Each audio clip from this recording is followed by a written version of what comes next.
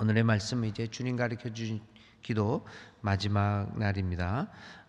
말씀 읽을 말씀은 마가복음 11장 22절부터 24절까지의 말씀, 그리고 사도행전 10장 2절의 말씀 두 군데서 보겠습니다. 먼저 마가복음 11장 22절부터 24절, 마가복음 11장 22절 24절 말씀 함께 읽겠습니다. 예수께서 그들에게 대답하여 이르시되 하나님을 믿으라. 내가 진실로 너희에게 이르노니 누구든지 이 산더러 들려 바다에 던져지라 하며 그 말하는 것이 이루어질 줄 믿고 마음에 의심하지 아니하면 그대로 되리라. 그러므로 내가 너희에게 말하노니 무엇이든지 기도하고 구하는 것은 받은 줄로 믿으라. 그리하면 너희에게 그대로 되리라. 아멘. 이제 사도행전 10장 2절에 있는 말씀 한 절을 다시 한번 봅니다. 사도행전 10장 2절의 말씀입니다.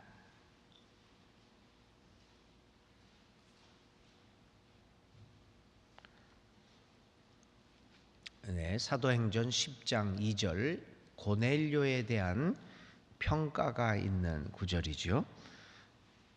우리 함께 읽습니다. 그가 경건하여 온 집안과 더불어 하나님을 경외하며 백성을 많이 구제하고 하나님께 항상 기도하더니 아멘. 자, 이제 교우 여러분, 이제 우리는 2주간 동안 주님이 가르쳐 주신 기도를 통하여 우리 믿는 이들의 영성이 어떠해야 하는가, 우리 기본적인, 우리의 기초적인 영성이 어떠해야 하는가를 우리는 살펴보았습니다. 주님의 기도는 우리의 믿음이 영성이 어떠해야 하는가를 보여준다고 이미 말씀을 드렸습니다. 결국 주님의 기도에서 나타난 영성은 세 가지로 요약해 말씀드릴 수 있을 것입니다. 첫 번째는 하나님의 나라를 중심으로 하는 영성. 그래서 모든 기도나 모든 믿음의 행위가 결국은 하나님의 나라를 향하는 것이다 라고 하는 것이 주님 가르쳐 주신 기도에서 나타나는 아주 중요한 영성이 되겠습니다. 그 다음에 두 번째는 하나님이 우리의 주인 되심을 중심으로 하는 영성입니다.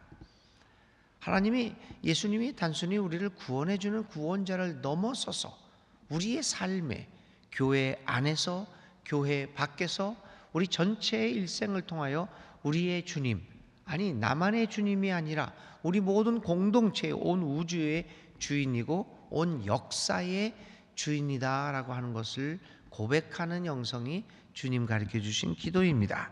세 번째는 하나님의 영광을 중심으로 하는 영성임을 깨달았습니다. 다시 말하면 어제 우리가 공부했던 교회가 주기도문을 드리면서 마지막으로 했던 신앙 고백, 바로 나라와 권능과 영광이 영원히 아버지께 있습니다, 아버지의 것입니다 라고 하는 그 신앙의 고백이 결론적으로 아주 요약적으로 주님 가르쳐 주신 기도의 영성을 보여주고 있음을 이제 알게 됩니다. 이제 우리는 주 기도문을 마치면서 아멘으로 응답합니다. 늘 우리의 화답은 아멘이었습니다. 아멘의 의미는 그렇게 하겠습니다 라고 하는 결단의 소리입니다. 아멘은 허공에 외쳐지는 소리가 아니라 실제적인 삶에서 우러러 나오는 소리이지요. 아멘은 우리가 드린 모든 기도를 실제적으로 행하면서 살겠다라고 하는 약속입니다. 그렇습니다, 여러분. 오늘 우리는 아멘으로 모든 주 기도문을 마치면서 주님, 그렇게 내가 살겠습니다 라고 하나님에게 약속하는 것입니다. 기도는 말이 아니지요. 기도는 삶이죠. 기도는 실천이지요. 기도는 일하는 것이지요. 중세 수도원에는 지금도 그렇습니다. 여러분 이제 우리 한국에서도 몇 개 이제 가톨릭 수도원도 있고 또 개신교 이제 수도원도 있지요. 이 중세 수도원, 그 일반적인 수도원을 가보면 정문에 라틴어로 이렇게 쓰여 있습니다. 오랏 et laborat. 이게 무슨 말이냐면 오랏라고 하는 라틴어입니다. 기도하라 이런 얘기입니다. et라고 하는 것은 and입니다. 기도하고 and laborat는 일하라, 노동하라입니다. 그러니까 기도하라 그리고 노동하라. 기도와 노동이 같은 것으로 보는 것이 수도원의 모토였습니다. 기도하면서 일하라 라는 뜻이지요. 수도원의 수도사들은 기도만 했던 것이 아닙니다. 기도하면서 그들은 일했습니다. 다시 말하면 그 기도의 삶을 실제적으로 살아갔습니다. 그래서 실제적으로 수도사들은 일용할 양식을 위해서 기도했을 뿐만 아니라 실제적으로 그들은 하루하루 먹을 것만 가지고 살았습니다. 그래서 그는 실제적으로 욕망이 아니라 필요에 의해서 살아가는 삶을 수도사들은 그 중세에 그대로 보여주었습니다. 그렇기에 중세의 기독교가 그렇게 부패할 대로 부패했지만 인류의 역사에서 사라지지 않았던 것은 바로 이러한 수도사들의 영성이 있었기 때문입니다. 기도를 실천하며 오랏 et laborat, 기도하면서 살아라 라고 그 정신을 실천했던 수도사들로 인하여 기독교는 그 생명의 불꽃을 이어갔던 것입니다. 중세의 기독교를 얘기하면 그 타락상은 이루 말할 것이 없었습니다. 오죽했으면 여러분, 본래 이제 그 중세 기독교가, 그러니까 이제 개신교가 나오기 이전의 기독교니까 이제 기독교 하나였죠. 물론 이제 그 러시아 쪽으로 터키 쪽으로 정교가 있었지만 주류는 이 서방 기독교였습니다. 이 가톨릭 교회라고 그랬죠. 지난번에 우리 재직 세미나에서 얘기했죠. 가톨릭과 로만 가톨릭이 어떻게 변하는가. 이제 이거 가톨릭, 개신교 전에 가톨릭은 신부들이 결혼이 금지되어 있지 않았습니다, 여러분. 결혼하는 사람도 많았고요. 교황들도 그렇고요. 또 그리고 독신으로 살아가는 신부도 있었습니다. 가톨릭 교회에서 신부가 독신으로 살아간 것은 천년의 역사를 가진 게 아닙니다. 개신교의 종교 개혁이 바로 있기 200~300년 전에 독신 제도가 법적으로 이렇게 강제적으로 행하게 됩니다. 왜 그랬을까요? 왜 독신 제도를 사제들에게 요구했을까요? 왜 그러냐면 사제들이 결혼을 해서 자식들을 낳고 그랬는데 이 자식들하고 이 가족들하고 이 사제 계급이 얼마나 타락을 했던지요. 그 자식들을 통해서 재산이 상속되고, 요즘 우리 개신교에서 이 담임 목사직을 자기 아들한테 세습하는 거, 뭐 그런 거하고 같습니다. 그래서 그 부패가 너무 심하니까 자구책으로 교회에서 사제는 결혼해서는 안 된다, 이거 자식을 끊어놓은 겁니다. 사실은 이거 제 하는 말이 아니라 실제적으로 역사 속에서 기독교 역사를 살펴보면 그런 것들을 우리가 보게 되죠. 자구책으로 이렇게 썩었습니다. 근데 우리가 생각해 보면 이렇게 많이 썩었으니까 멸망해야 될 건 아닙니까? 그런데 그 기독교가 생명의 불꽃을 이어갔습니다. 그건 다른 어떤 것이 아니라 그렇게 타락했는데도 중세의 수도원에서 오랏 et laborat, 기도하면서 일하라라고 하는 정신을 가지고 그 기도하면서 기독교의 정신을 그대로 실천해 나갔던 소수의 수도사들이 있었기 때문입니다. 바로 그 수도사들의 실천을 통하여 기독교가 생명이 이어져 나갔다는 것을 우리는 기독교회사를 통해서 알게 됩니다. 오늘 우리 기독교도 마찬가지죠. 한국 기독교도 마찬가지죠. 간당간당합니다. 정말 썩을 대로 썩은 그 모습들, 우리가 상상할 수 없을 만큼 썩어진 이 속에서도 기독교가 하나님이 계속해서 그 역사를 이뤄나갈 수 있다는 것은, 만일 우리들 가운데 하나님의 나라, 하나님의 주되심, 하나님의 영광이라고 하는 주기도문의 영성을 작은 숫자나마 만일 우리들 가운데서 그렇게 실천적으로 살아가는 사람이 있다고 한다면, 그 남은 자들로 인하여 우리의 교회의 생명이 이어져 나갈 수 있다는 것을 확신하게 되는 것입니다.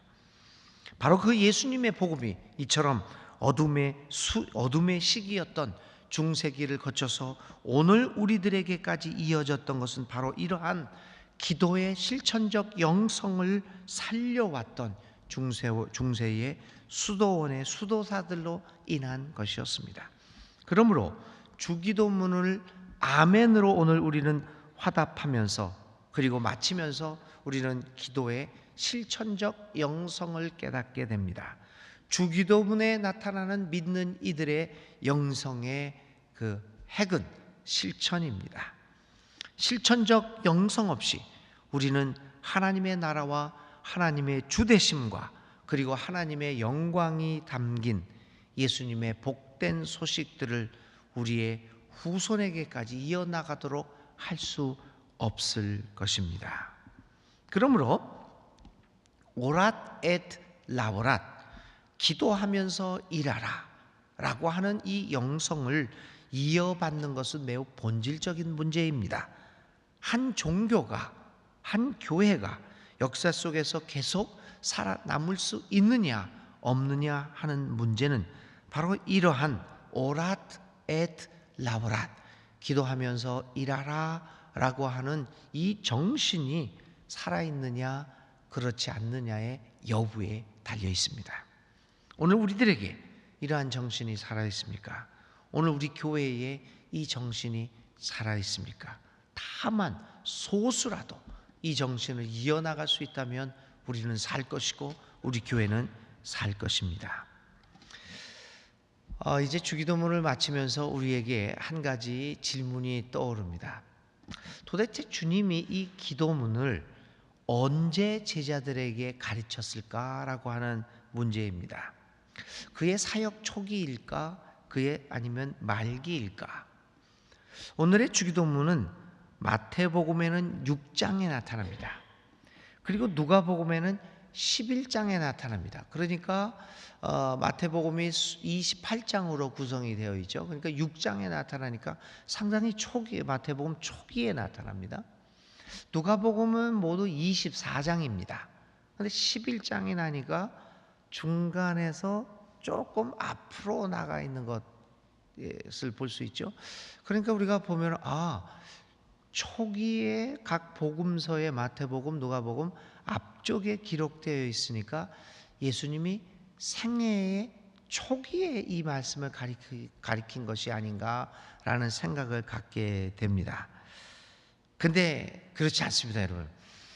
이 복음서를 읽으실 때 앞에 있다고 해서 그것이 예수님의 초기에 이뤄진 일이 아닙니다. 반드시요. 그럴 수도 있지만 반드시 앞에 있었기 때문에 그것이 초기에, 예수님 초기에 이루어졌고 마지막에 쓰여져 있으니까 그게 예수님 마지막이었다라고 생각해서는 곤란합니다. 반드시 그렇지만은 않습니다. 왜냐하면 당시에 이 복음서를 쓴 사람들에게는 한 사람의 그 이야기를 쓰는데, 예수님의 일생을 쓰는 데 있어서 연대기적으로 쓰려는 관심이 전혀 없습니다. 오늘 우리들은 그렇잖아요. 사람에 대해서 쓸 때 그 사람이 어떻게 태어나고 그 다음에 뭐 어린 시절은 어떻게 하고 대강 연대기적으로 쓰려고 하는 이 습관이 있습니다. 우리 현대인들은요.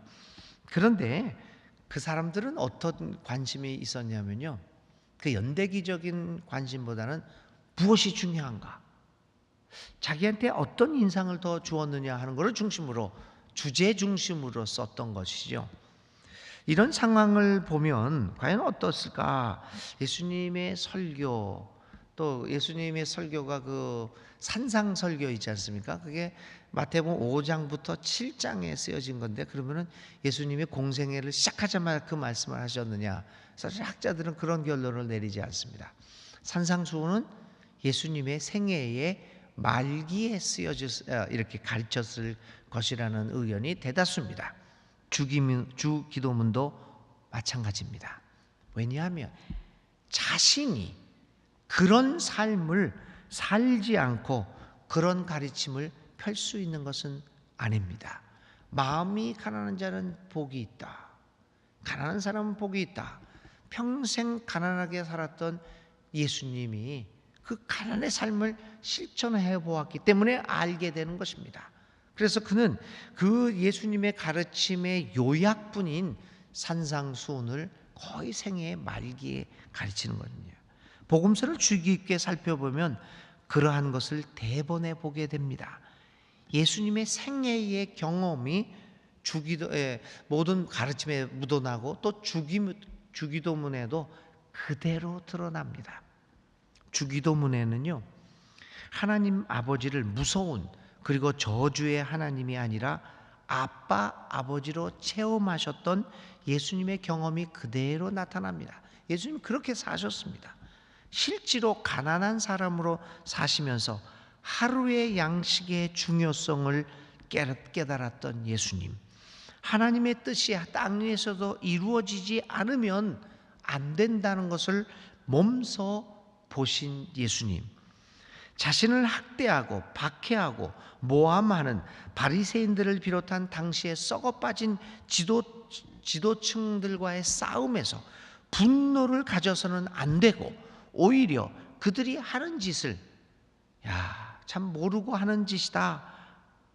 그러므로 그들을 용서해 주어야 한다는 것을 체험하신 예수님, 광야에서의 유혹과 그의 생애 전체를 통하여 끊임없이 자신을 괴롭혀왔던 유혹을 몸소 겪으시고 이기신 예수님, 작당하여 자신을 몰아세우고 계획적으로 음모를 꾸미면서 예수님을 궁지로 몰아넣는, 그래서 결국에는 죽게 하려고 하는 조직적인 사회의 악으로 인하여 죽임을 당하신 예수님, 이 예수님의 경험이, 그 예수님의 실천이 그대로 주기도문에는 스며 있습니다.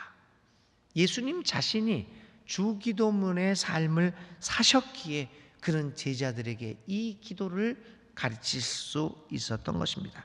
그리고 기도를 가르치면서 제자들에게 말씀하신 것입니다. 얘들아, 내가 이렇게 살아서 이 기도를 드리는 것처럼 너희도 이 기도를 살아라. 살지 않고서 드리는 기도는 허공을 치는 소리일 뿐이다. 오늘 주기도문을 마치면서 주님께서 제자인 우리들에게 하고 싶은 말씀이 바로 이것이 아니겠습니까? 내가 이 기도문대로 살아왔기 때문에 내가 너희들한테 이 기도를 드려라 라고 기도한다, 가르친다. 그러니 기도를 살아라, 이렇게 얘기합니다. 오늘 우리가 읽은 사도행전 10장 2절에 고넬료의 모습, 삶을 한번 살펴보십시오. 고넬료에 대하여 언급하면서 오늘 10장 2절에 성서는 이렇게 말하죠. 세 번역으로 말하면 이렇습니다. 그는 경건한 사람으로 온 가족과 더불어 하나님을 두려워하며 유대 백성에게 자선을 많이 베풀며 늘 하나님께 기도하는 사람이다. 성서는 경건을 하나님에 대한 경외로 보고 있습니다. 하나님에 대한 두려움이라고 보고 있죠. 그리고 자선 행위를 기도와 동일시하고 있습니다. 요 10장 2절의 구조가 아주 신비스러운 구조입니다. 처음에 그를 경건한 사람으로 얘기합니다. 그러면서 설명하는 게 고넬료는 하나님을 두려워하였다. 경건은 하나님을 두려워하는 것, 하나님을 존경하는 것임을 이야기합니다. 후반부에 와서는 그가 자선을 많이 베풀었다. 그런데 그는 하나님께 기도하는 사람이다. 이 10장 2절이 아주 놀라운 구절을 가지고 있는 거죠. 성경이 경건을 하나님을 존경하고 존중하는 것이다라고 해석을 하고 있고요. 기도는 뭐냐? 자선을 베푸는 것이다 라고 설명하고 있는 것입니다. 그러니까 경건은 하나님 경외, 하나님의 경외는 자선 베품, 자선 베품은 다시 말해서 기도다라고 하는 기도의 이러한 도식을 오늘 10장 2절에서 볼 수 있는 것이죠. 고넬료에게 있어서 기도는 자선 베품입니다. 오랏 엣 라보랏, 기도하면서 일하라 라고 하는 실천적 영성이 그대로 보여지고 있습니다. 바로 고넬료는 기도를 살아가는 사람이었습니다. 그는 비록 이방 사람이었지만 하나님에게 인정을 받는 사람이 되었습니다. 왜냐하면 기도를 살아가는 사람들이었기 때문입니다. 오늘 우리에게 또 다른 본문인 마가복음의 본문, 기도하면 다 이루어진다라고 하는 본문은 한국인들에게 가장 많이 이용되는 구절이기도 하지만 가장 잘못 해석되어지는 구절이기도 합니다. 주로 이 구절은 믿음만 있으면 기도가 응답받는다는 것을 가르쳐주는 구절로 해석되어 왔습니다. 무수한 성경 공부나 설교를 통하여 이 구절은 효과적으로 기도 응답받는 방법을 가르치는 데 사용되어져 왔습니다. 하나님께 드는 기도가 응답받기 위해서는 믿어야 한다는 것이 주 내용입니다. 마음에 의심하지 않고 말한 대로 될 것을 믿으면 그대로 될 것이다. 자세한 설명은 여러분 이곳에서 피하겠지만 나중에 기회가 되면 이 성경 구절 가지고 한번 공부도 해보겠지만요, 주님의 말씀은 오늘 이 마가복음 11장에 있는 말씀은 기도 응답이 어떻게 효과적으로 이루어질 수 있는가에 대한 노하우에 대한 가르침이 아니지요. 주님이 말하는 그대로 믿으라고 하는 말은 그대로 행하라는 말입니다. 근본 원리에 대한 말씀입니다. 기도를 드리고 기도를 살지 않으면 결코 기도의 응답을 받지 못한다는 가르침입니다. 그러므로 교우 여러분, 오늘 그것도 이제 고넬료의 삶에서 그대로 나타납니다. 교우 여러분, 이제 우리는 주님 가르쳐 주신 기도를 마칩니다. 주 기도문은 우리의 평생을 걸쳐서 실천해야 할 과제를 우리 모두에게 남겨주고 있습니다. 주님이 가르쳐 주신 기도문은 이 땅 위에 하나님의 나라가 이루어져서 모든 만물이 주님의 권세 아래 무릎을 꿇고 오직 하나님께 영광을 돌리는 그 날까지 계속하여 모든 믿는 이들을 통하여 실천되어져야 하는 것입니다. 거꾸로 얘기하면 우리가 주님의 기도에 나타난 것들을 기도드리면서 실천하게 될 때 하나님의 나라가 오게 될 것이요, 온 세상은 하나님 주인이신 하나님에게 무릎을 꿇게 될 것이고, 그리고 모든 사람들은 오직 하나님께 영광을 돌리게 될 것입니다. 교우 여러분, 오늘 우리는 주 기도문을 끝내면서 그리고 주님의 오심을 간절한 마음으로 기다리면서 오늘 이 아침에 우리 모두 두 손 모아 하나님께 기도드립니다. 하나님, 기도를 살게 해 주십시오. 예수님의 이름으로 기도를 드립니다. 아멘. 주님 가르쳐 주신 기도 한 구절 한 구절 뜻을 생각하면서 주기도문으로 모든 주기도문 2주간의 새벽 기도를 마치겠습니다. 하늘에 계신 우리 아버지, 아버지의 이름을 거룩하게 하시며 아버지의 나라가 오게 하시며 아버지의 뜻이 하늘에서와 같이 땅에서도 이루어지게 하소서. 오늘 우리에게 일용할 양식을 주시고 우리가 우리에게 잘못한 사람을 용서하여 준 것 같이 우리 죄를 용서하여 주시고 우리를 시험에 빠지지 않게 하시고 악에서 구하소서. 나라와 권능과 영광이 영원히 아버지의 것입니다. 아멘.